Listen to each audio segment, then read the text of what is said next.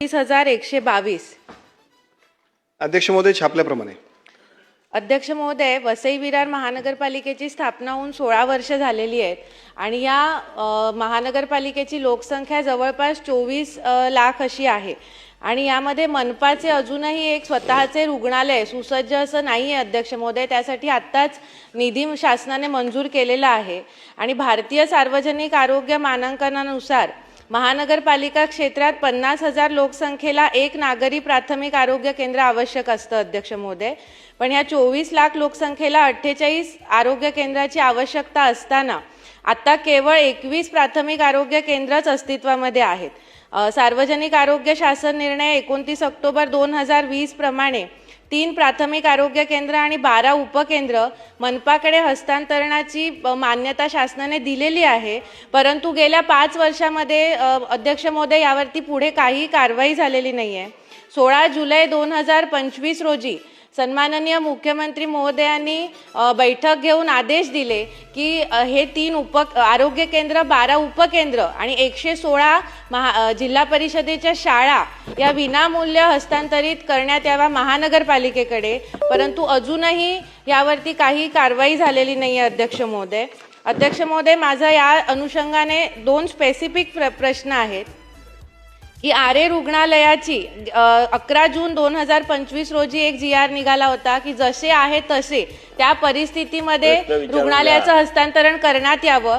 त्या पद्धतीने ह्या 3 आरोग्य केंद्र, 12 उपकेंद्र आणि 116 जिल्हा परिषदेच्या शाळा यांचं विनामूल्य हस्तांतरण शासन कधीपर्यंत करणार आणि हा GR आता आरोग्य विभाग काढणार का ग्रामविकास विभाग काढणार, कोणत्याही विभागाने काढावा, पण तो कधीपर्यंत काढणार आणि लवकरात लवकर या शाळा आणि आरोग्य केंद्र महानगरपालिकेकडे कधीपर्यंत हस्तांतरित करणार अध्यक्ष महोदय? धन्यवाद।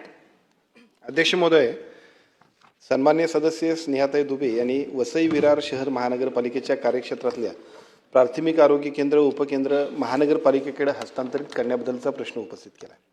खरं तर त्या सगळ्या आरोग्याच्या सेवा अधिक चांगल्या पद्धतीच्या व्हाव्यात आणि त्या आरोग्याच्याच नाही तर प्राथमिक शिक्षणाच्या आणि प्राथमिक आरोग्य केंद्र म्हणजे आरोग्य आणि शिक्षण या दोन्ही विषयांचा जो का हस्तांतरित करण्याबद्दलची एक बैठक राज्याच्या मुख्यमंत्र्यांच्याकडे 16/7/2025ला झालेली आहे।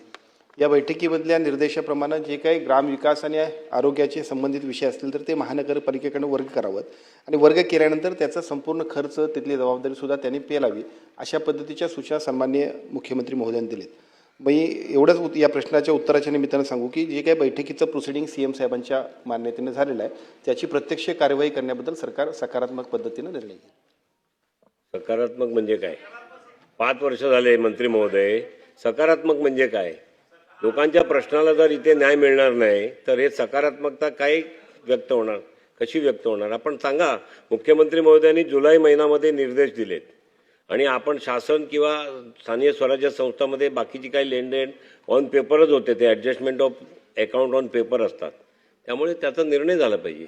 आपण त्याच्या संदर्भात बैठक करा परत पाहिजे तर आणि ह्या प्रश्नाला सोडवा। शेवटचा प्रश्न विचार।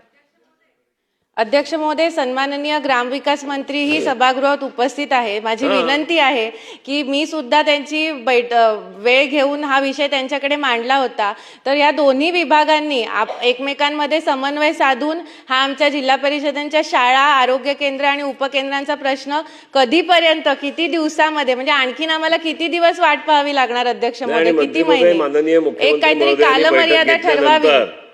माननीय मुख्यमंत्री महोदयांनी बैठक घेतल्यानंतर याचा मार्ग निघाला पाहिजे, हा प्रश्नच यायला नाही पाहिजे इथे। कालमर्यादा ठरवून द्यावी अध्यक्ष महोदय आणि पुढील किती दिवसामध्ये हा विषय मंत्रिमंडळाच्या बैठकीमध्ये घेतला जाईल अध्यक्ष महोदय, याचं एक ठोस उत्तर अध्यक्ष महोदय मिळावं आम्हाला। प्रश्न सुटतोय। अध्यक्ष महोदय, सन्माननीय सदस्यांनी जो प्रश्न विचारला आहे त्या प्रश्नाच्या अनुषंगानं 16/7/2025ला याच्याबद्दलचा मुख्यमंत्र्यांच्या दालनामध्ये त्यांच्या अध्यक्षतेखाली बैठक झाली आणि या बैठकीमध्ये स्पष्ट निर्देश दिलेत। मी प्रश्नाच्या अनुषंगाने इतकंच सांगतो की नगरविकास विभाग आणि ग्रामविकास विभाग या दोन्ही विषयाशी हा संबंधित विषय असल्यामुळं याची एक बैठक या तिन्ही विभागांची आम्ही घेऊ आणि जो निर्णय मुख्यमंत्र्यांनी दिला त्याची प्रत्यक्ष अंमलबजावणी आम्ही करू। किती? 1 महिन्याच्या आत? 1 महिन्याच्या आत आपण करू।